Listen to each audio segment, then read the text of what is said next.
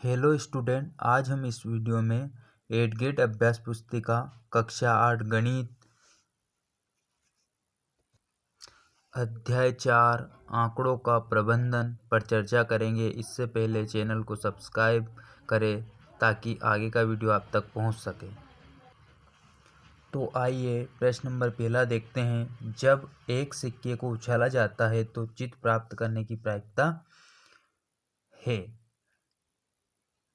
जब हम किसी सिक्के को उछालते हैं तो उसमें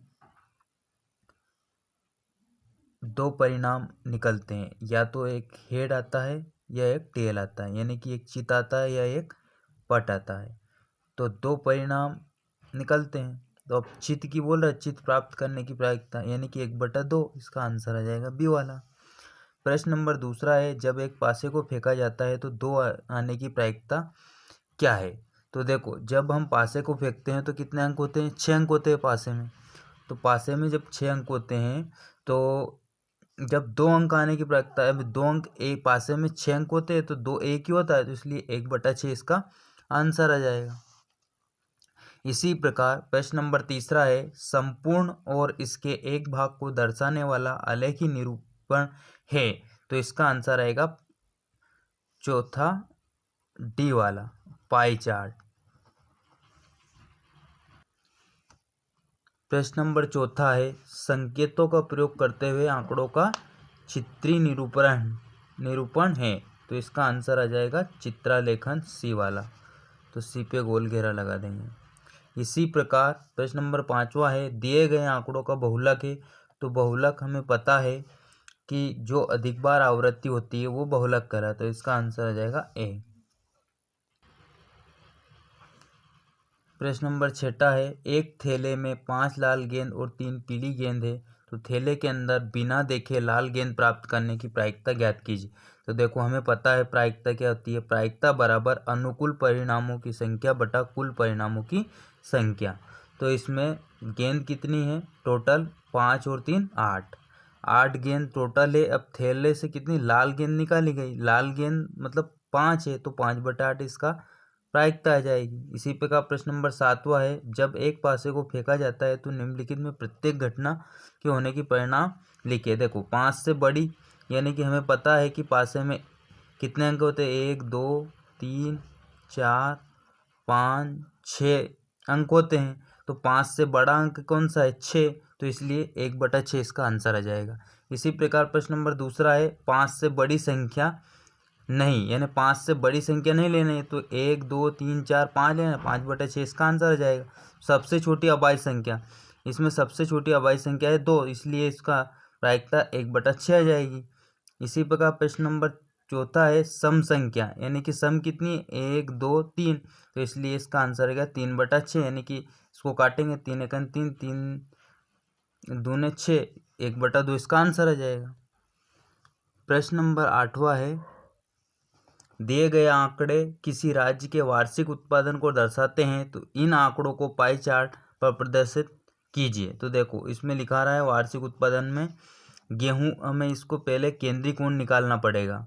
तो केंद्रीय कोण कैसे निकालते हैं, जैसे कि गेहूं कितना दे रखा है, 2750, और इसका तीनों को हम टोटल करेंगे 6750 का टोटल होगा।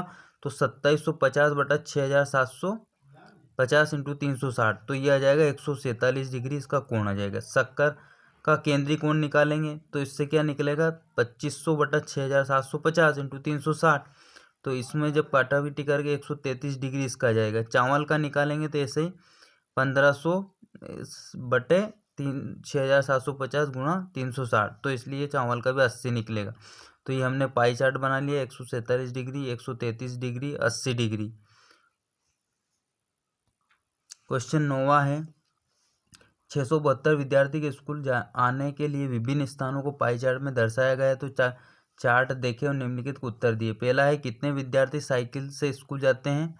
तो इसमें आ जाएगा पहला, इसमें 90/360 इंटू 672, तो ये कट जाएगा 0 0 9 का 9 छती 1/4 इंटू 672, तो इसमें 4 का भाग देंगे 168 विद्यार्थी आ जाएगा। इसी प्रकार प्रश्न नंबर दूसरा है, कितने विद्यार्थी बस से स्कूल जाते हैं। तो देखो बस से स्कूल कितने जाते हैं, 120/360 इंटू 672, तो इसको काटे 0 0, 12 12 36, 1/3, 3 का भाग इसमें देंगे 244 विद्यार्थी, आंसर आ जाएगा। इसी प्रकार प्रश्न नंबर 10वां, दिए गए पाई चार्ट में सिंचाई के विभिन्न तरीकों को दर्शाया गया है। पाई चार्ट पढ़े और निम्नलिखित प्रश्नों को उत्तर दीजिए। तो कितने प्रतिशत भूमि नहरों द्वारा खींची जाती है, तो इसका आंसर आ जाएगा 46%। 17% भूमि किस माध्यम से सिंची जाती है, तो टैंक द्वारा। इसी प्रकार ट्यूबवेल में खींची जाने वाली भूमि का प्रतिशत कितना है, तो इसका आंसर आ जाएगा 25%, जो हमने इधर लिख रखा। इसी प्रकार प्रश्न नंबर 11वां है, निम्न दंड आलेख में अलग अलग शैक्षणिक वर्षों में कक्षा 8 के विद्यार्थी की संख्या दर्शाई गई है। दंड आलेख को देखकर निम्नलिखित प्रश्नों को उत्तर दीजिए। ये दंड आलेख है, इसमें निकालना है अपनों को इस दंड आलेख द्वारा क्या सूचना दी गई है। तो इसमें वर्ष में विद्यार्थियों की संख्या दे रखी है। इसी प्रकार बाम में है, किस वर्ष में विद्यार्थी की संख्या में अधिकतम वृद्धि हुई है, तो वर्ष 4-5 में। किस वर्ष में विद्यार्थी की संख्या अधिकतम है, तो वर्ष 2007-8 में। बताइए कि यह सत्य या असत्य है कि 2005-6 में विद्यार्थियों की संख्या 2003 और 4 की संख्या की तुलना की दुगनी है, तो यह असत्य आ जाएगा। प्रश्न नंबर 12वां है, निम्न दंड आलेख में 2 शैक्षणिक वर्षों में एक विद्यार्थी द्वारा अलग अलग विषयों में प्राप्त किए गए अंक दिए गए, तो दिए आलेख को देखकर निम्नलिखित प्रश्नों का उत्तर दीजिए। इस दंड आलेख द्वारा यह सूचना दी गई है, 2 शैक्षणिक वर्षों में एक विद्यार्थी द्वारा विषय। किस विषय में विद्यार्थी के प्रदर्शन में सबसे अधिक सुधार हुआ है, तो वो था गणित। किस विषय में प्रदर्शन में गिरावट आई है, तो इसका आंसर आ जाएगा अंग्रेजी। किस विषय में प्रदर्शन में समान रहा है, तो वो इसका आंसर रहेगा हिंदी। इसी प्रकार प्रश्न नंबर 13वां, किसी छात्रावास में विभिन्न भाषाएं बोलने वाले विद्यार्थियों की संख्या नीचे दी गई है। इन आंकड़ों को एक पाई चार्ट द्वारा प्रदर्शित कीजिए। तो इसमें जैसे हिंदी है, हिंदी का हम कोण निकालेंगे तो 40/90 गुणा 360 बराबर, इसमें 0 से 0 काट देंगे 9 चुक 36, 4 चुक 16, 160 डिग्री हिंदी का आ जाएगा। अंग्रेजी में कितना है, 25 दिया है विद्यार्थी की संख्या, तो 25/90 गुणा 360, तो ये इसमें 100 डिग्री आ जाएगा। मराठी का 15/90 गुणा 360, तो इसमें 60 डिग्री। तमिल का 10/90 इंटू 360, तो इसमें काट देंगे 0 से 0, 9 चुक 36, 40 डिग्री। ये पाई चार्ट बनाएंगे तो इसमें हिंदी का 160, अंग्रेजी के टोटल इसका जो योग होता है वो 360 डिग्री आना चाहिए। तो देखो 160 और 100, ये 260 और 100, ये 360 इसका आंसर आ रहा है।